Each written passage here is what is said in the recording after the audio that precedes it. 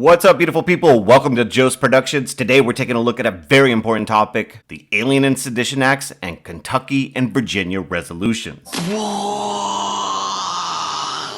You might recall, after the XYZ affair, many Americans felt disrespected by France. Following that diplomatic embarrassment, an undeclared naval war between the US and France took place called the Quasi-War. Much of the administration of John Adams was consumed with trying to keep the US neutral as France was fighting most of Europe. In response to this challenge, the Federalist-controlled Congress passed a couple of laws. The Alien Act allowed for the deportation or arrest of immigrants considered dangerous. This was intended to target citizens of nations hostile to the United States. The Sedition Act was also passed. This made it illegal to criticize the government of the United States. The Federalists argued that these laws were necessary for strengthening national security during the Quasi-War. Critics argued that the real purpose of these acts was to suppress dissent of those criticizing President Adams' foreign policy towards England and France, especially the Democratic Republicans. They also argued the Sedition Act violated the First Amendment, freedom of speech, to the U.S. Constitution. Needless to say, the Alien and Sedition Act provoked widespread anger and would call into question the power of the federal and state governments. This issue also raised questions as to what is the proper balance between liberty and security, or the balance between liberty and order in the nation. Supporters of the Alien and Sedition Acts argued that because our security was threatened due to it being a time of war, well, at least a quasi-war, that it was necessary to reduce the liberties of people to protect the country as a whole. Not everyone was buying this argument, though. In response to the Alien and Sedition Acts, the Kentucky and Virginia resolutions were written. The Kentucky and Virginia resolutions sought to oppose federal laws that Democratic Republicans felt were unconstitutional. The Kentucky resolution, written by Thomas Jefferson, and the Virginia resolution, written by James Madison, said a state could nullify federal laws passed by Congress the states felt were unconstitutional. The Kentucky and Virginia resolutions argued that the state governments had the power to decide whether or not an act of Congress was constitutional. Now, this power is stated nowhere in the Constitution, but the 10th Amendment does state that the powers not delegated to the federal government nor prohibited by it to the states are reserved to the states or the people. Remember, Jefferson and Madison are members of the Democratic Republicans, who were advocates for state rights. The idea behind nullification was this: the Alien and Sedition Acts were federal laws passed by Congress. Since in the minds of many Americans, the Sedition Act violated the First Amendment to the Constitution, states such as Kentucky and Virginia could choose to nullify, cancel, ignore, or just not obey that federal law the states felt was unconstitutional. Since these states felt the federal government exceeded its delegated powers, the states were not bound to follow the act of the federal government. Now, this whole situation will calm down by 1800 since the Democratic Republican Party will take control of Congress, and as a result, Federalists will not be able to get their agenda passed. And in 1800, the Democratic Republican Party will win the presidency for the first time with the election of Thomas Jefferson. And following that election, the Sedition Act was allowed to expire. Now, it is very important you know that in just a couple of years after this mini crisis, the Supreme Court case of Marbury versus Madison in 1803 will state that the Supreme Court had the power to determine an act of the federal government to be unconstitutional. This is known as the power of judicial review. However, these disputes between the federal and state governments would not end. Dracula's dad in the state of South Carolina will attempt to nullify the so-called Tariff of Abominations passed by the federal government. Northern states will attempt to ignore the tougher Fugitive Slave Act in the 1850s. And quite famously, a bunch of southern states will attempt to leave the Union after the election of Lincoln in 1860. Foreshadowing. But we'll save those for another time. Until then, learn why your money is racist, or see the evidence that proves Dwight Schrute from The Office was really a Nazi. Links to both videos in the description. Until next time, thank you so much for watching. Have a beautiful day. Peace.